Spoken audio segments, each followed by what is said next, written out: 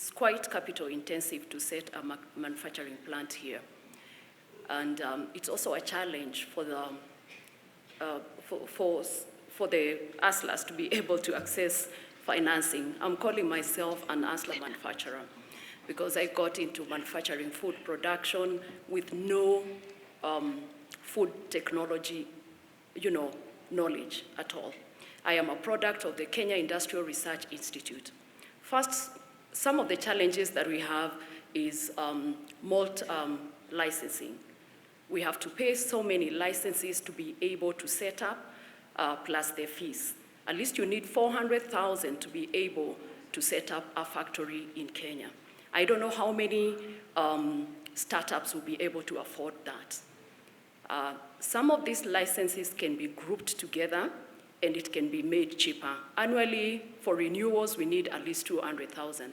That is quite expensive for a startup. Another thing, it's on the taxes. It's like getting a baby and expecting this baby to feed herself in less than a year.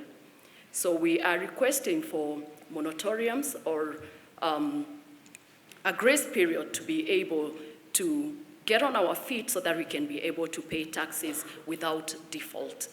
We must up our game and we must support people like Esther who venture into adding value to our products for local consumption and even for export. This is a subject we have discussed extensively, and that is the reason why I hired Moses Kuria. Moses Kuria, can you respond to Esther?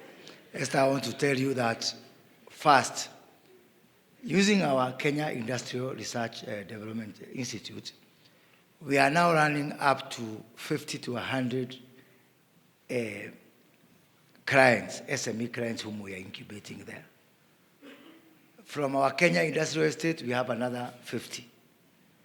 We are now going to roll out these incubations to every county. And that is the basis. That is the basis of our common user facilities. I have received already a lot of requests, and people are offering land, and I want to thank Governors, Your Excellency. Governor of Elgeyo Marakwet has offered me land. Governor of Laikipia has offered me land.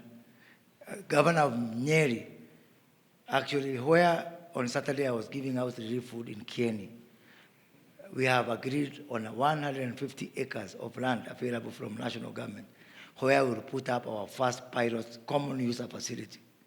So I want to tell Esther and all our SME manufacturers, at least you'll have a home. And let me also reiterate to Your Excellency, we don't have a problem of money at all, at all, at all. I've had a discussion with banks. I've had a discussion with the World Bank and other development partners. The problem is what you have alluded to and what President Gatti has alluded to, that the bottom is not organized. We've left our SMEs out there like mushrooms in the world. And what I'm going to do is to work with Esther and all the SME manufacturers, SME exporters, put them together and make them ready to receive money. Because money is one thing, and having an organized architecture that can be able to receive money is another thing. For a very long time, SMEs have been relegated to some department in some corner. And by so doing, sometimes they get forgotten. I now have a minister who wakes up and sleeps SMEs and cooperatives. To do two things: to make sure that SMEs are organized, to make sure SMEs are made business ready, and to make sure that SMEs are made funding ready, so that we can catapult SMEs to the next level, where we create big corporations out of small SMEs.